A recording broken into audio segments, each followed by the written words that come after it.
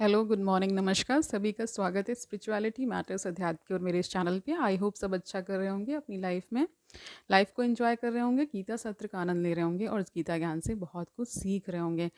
आज हम एक नया चैप्टर शुरू करने वाला हैं जो चैप्टर 7 है, जिसका शीर्षक भगवत ज्ञान है। इसमें टोटल 30 श्लोक हैं।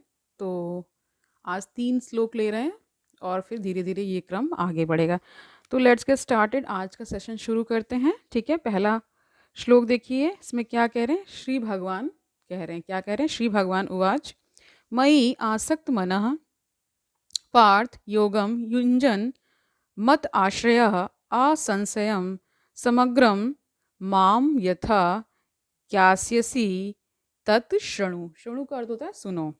इसका पूरा अर्थ देख लीजिए। श्री भगवान ने कहा, हे प्रथापुत्र, अब सुनो कि तुम किस तरह मेरी भावना से पूर्ण होकर और मन को मुझ में आसक्त करके योग अभ्यास करते हुए मुझे पूर्णतया संशय रहित जान सकते हो। इसका तात्पर्य देखिए। भगवत गीता के इस 7वें अध्याय में कृष्ण भावना अमृत की प्रकृति का विशद वर्णन हुआ है। कृष्ण समस्त ऐश्वर्यों से पूर्ण हैं और वे इन्हें किस प्रकार प्रकट करते हैं, इसका वर्णन इसमें हुआ है। इसके अतिरिक्त इस अध्याय में इसका भी वर्णन है कि 4 प्रकार के भाग्यशाली व्यक्ति कृष्ण के प्रति आसक्त होते हैं। तो 4 प्रकार के भाग्यशाली कौन है वो देखिए। और 4 प्रकार के भाग्यहीन व्यक्ति कृष्ण की शरण में कभी नहीं आते। प्रथम 6 अध्यायों में जीवात्मा को अभौतिक आत्मा के रूप में वर्णित किया गया है, जो विभिन्न प्रकार के योगों द्वारा आत्म साक्षात्कार को प्राप्त हो सकता है। छठे अध्याय के अंत में यह स्पष्ट किया गया है कि मन को कृष्ण पर एकाग्र करना, या दूसरे शब्दों में कृष्ण भावना अमृत ही सर्वोच्च योग है। बताया ही गया था। ठीक है, मन को कृष्ण पर एकाग्र करने से ही मनुष्य पर परम सत्य को पूर्णतः जान सकता है, अन्यथा नहीं। निर्विशेष ब्रह्म ज्योति या अंतर्यामी परमात्मा की अनुभूति परम सत्य का पूर्ण ज्ञान नहीं है, क्योंकि यह आंशिक होती है। कृष्ण ही पूर्ण तथा वैज्ञानिक ज्ञान है। कह रहे हैं कि कृष्ण ही पूर्ण पूर्ण तथा वैज्ञानिक ज्ञान है और कृष्ण भावना अमृत में ही मनुष्य को सारी अनुभूति होती है। ठीक है, पूर्ण कृष्ण भावना अमृत में मनुष्य जान पाता है कि कृष्ण ही निसंदेह परम ज्ञान है। विभिन्न प्रकार के योग तो कृष्ण भावना अमृत के मार्ग के सोपान सदृश हैं। जो व्यक्ति कृष्ण भावना अमृत ग्रहण करता है वह स्वतः ब्रह्म ज्योति तथा परमात्मा के विषय में पूरी तरह जान लेता है। कृष्ण भावना अमृत योग का अभ्यास करके मनुष्य सभी वस्तुओं को यथा परम सत्य जीव आत्माएं, प्रकृति तथा साज सामग्री समेत उनके प्राकट्य को पूरी तरह जान सकता है। अतः मनुष्य को चाहिए कि छठे अध्याय के अंतिम श्लोक के अनुसार योग का अभ्यास करे।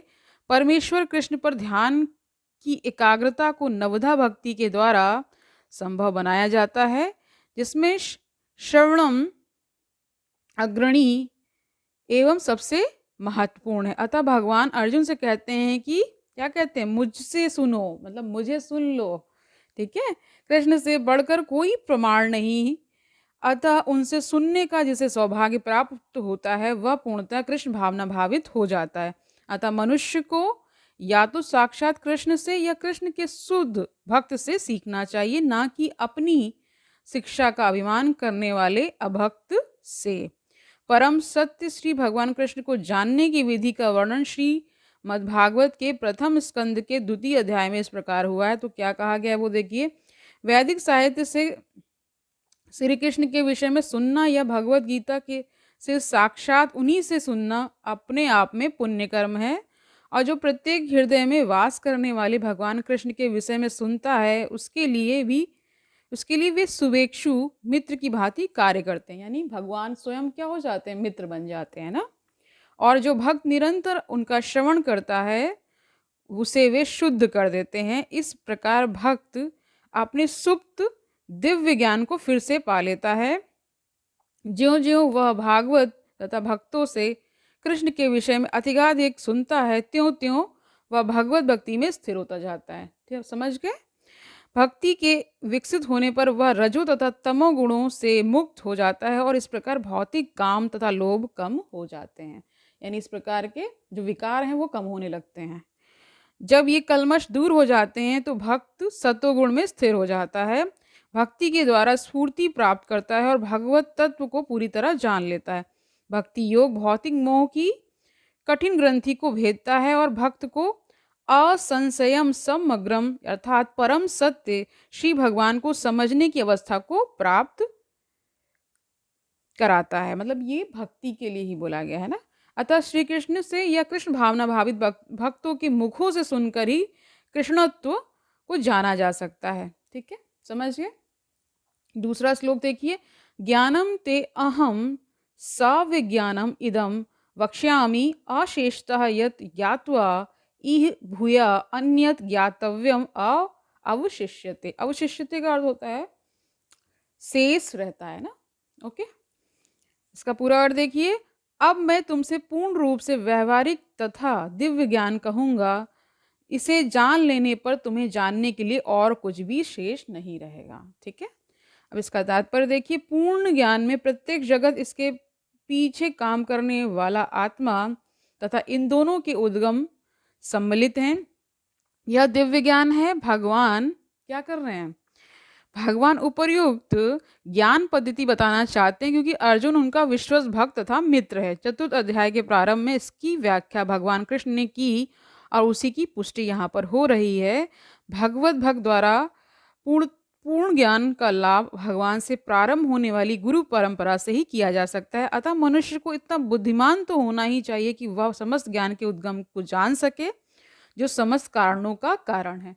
तो भगवान को ही कहा गया है समस्त कारणों का कारण। ठीक है, और समस्त योगों में ध्यान का एकमात्र लक्ष्य है। जब समस्त कारणों का कारण पता चल जाता है तो सभी ज्ञेय वस्तु यानी जो ज्ञात वस्तु है ना, जिन्हें जाना जा सकता है, तो सभी ज्ञेय वस्तुएं ज्ञात हो जाती हैं और कुछ भी अज्ञेय नहीं रह जाता। वेदों का, जैसे मुंडक उपनिषद का कहना है, ये क्या कहना है वो देखिए, कस्मिन भगवो विज्ञाते स्वरमिदम विज्ञातम भवति। तीसरा श्लोक देखिए, मनुष्याणाम सहर्षेषु कश्चित यतति सिद्धे यत्ताम अपि सिद्धानाम कश्चित माम वेत्ति तत्वतः। तत्वतः का अर्थ होता है वास्तव में ना। इसका पूरा अर्थ देखिए, कई हजार मनुष्य में से कोई एक सिद्धि के लिए प्रयत्नशील होता है और इस तरह सिद्धि प्राप्त करने वालों में से विरला ही कोई एक मुझे वास्तव में जान पाता है। ठीक है, तो यहाँ पे बता दिया गया है कि कितने कम यानी गिने चुने लोग ही भगवान को जान पाते हैं। तात्पर्य देखिए इसका, मनुष्यों की विभिन्न कोटियां हैं और हजारों मनुष्यों में से शायद विरला मनुष्य यह जानने में रुचि रखता है कि आत्मा क्या है, शरीर क्या है और परम सत्य क्या है। सामान्यतः मानव आहार, निद्रा, भय तथा मैथुन जैसी पशु वृत्तियों में लगा रहता है और मुश्किल से कोई एक दिव्य ज्ञान में रुचि रखता है। तो इसमें बताया कि बहुत कम ही लोग रुचि रखते हैं ना। गीता के प्रथम 6 अध्याय उन लोगों के लिए हैं जिनकी रुचि दिव्य ज्ञान में, आत्मा परमात्मा तथा ज्ञान योग ध्यान योग द्वारा अनुभूति की क्रिया में तथा पदार्थ से आत्मा के पार्थक्य को जानने में है। किंतु कृष्ण तो केवल उन्हीं व्यक्तियों द्वारा गए हैं जो कृष्ण भावना भावित हैं। अन्य योगी निर्विशेष ब्रह्म अनुभूति प्राप्त कर सकते हैं क्योंकि कृष्ण को जानने की अपेक्षा यह सुगम है।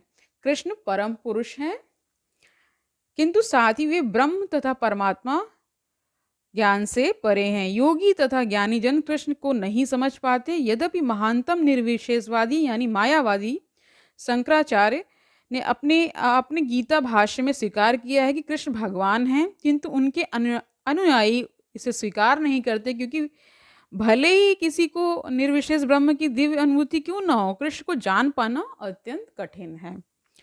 कृष्ण भगवान समस्त कारणों के कारण हैं, आदि पुरुष गोविंद हैं। ठीक है, ईश्वरः परमः कृष्णः सच्चिदानंद विग्रह अनादिरादि गोविंद सर्व कारणम कारणम। ठीक है,